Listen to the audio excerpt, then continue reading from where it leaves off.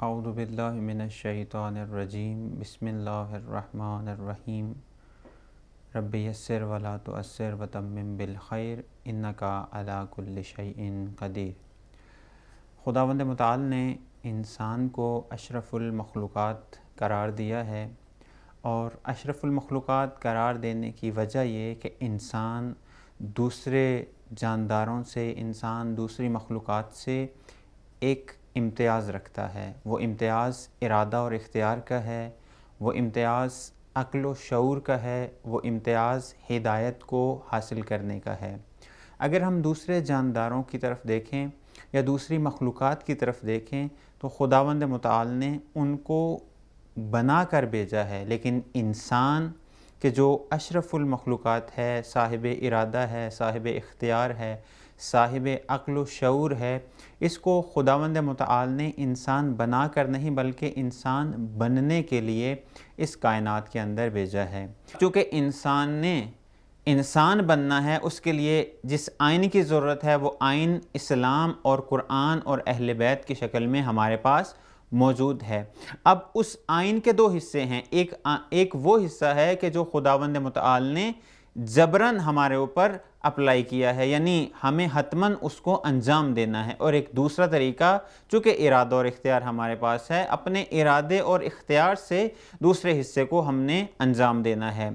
وہ آئین کے جو جبراً حتماً ہم نے، جبراً سے مراد حتماً ہم نے اس کو انجام دینا ہے، وہ نماز، روزہ، حج، زکوٰۃ، امر بالمعروف، نہی عن المنکر، تولا اور تبرع، جس کو ہم فروع دین سے تعبیر کرتے ہیں، ان کو انجام دینا ہے۔ لیکن ایک اور حصہ کہ جو ارادہ اور اختیار سے تعلق رکھتا ہے وہ اعمال ہیں، اگرچہ وہ واجب نہیں، اگرچہ اگر ان اعمال کو انجام نہ دیا جائے تو خداوند متعال کوئی بھی عذاب و عقاب نہیں کرے گا، لیکن اگر ان کو انجام دے دیا جائے تو انسان کی رفتار خدا تک پہنچنے میں تیز ہو جاتی ہے۔ ان اعمال کو مستحب اعمال کہا گیا ہے، اور مستحب اعمال کو انجام دینے کا ایک مہینہ رمضان المبارک ہے، اور اس رمضان المبارک میں ایک بہت ہی اہم اور مہم عمل اعتکاف کا عمل ہے۔ چونکہ یہ اعتکاف کا عمل واجب نہیں ہے، مستحب ہے، لیکن اگر انسان اس مہینے کے اندر اس عمل کو انجام دے تو وہ مہینوں کا سفر دنوں میں اور دنوں کا سفر گھنٹوں میں طے کر سکتا ہے اور خدا تک پہنچ سکتا ہے۔ چونکہ ماہ مبارک رمضان ہے، اور رمضان کا ہدف بھی خداوند متعال نے جو قرآن مجید میں ارشاد فرمایا کہ ہم نے تم پہ روزے فرض کیے جس طرح تم سے پہلے لوگوں پر فرض کیے، تاکہ کیا کرو، تم متقی بن جاؤ۔ یعنی رمضان کا ایک ہدف تقوی اختیار کرنا ہے، متقی بننا ہے، اور جو شخص متقی بن جائے اس کے لیے خدا تک پہنچنے کا رستہ بہت ہی آرام دہ اور آسان ہو جاتا ہے۔ اور اعتکاف انہی اعمال میں سے ایک ہے کہ انسان کے اندر تقوی کا پہلو اس عمل کو انجام دینے سے اور زیادہ آ جاتا ہے، اور خدا کی طرف وہ مزید سفر کرنا شروع کر دیتا ہے۔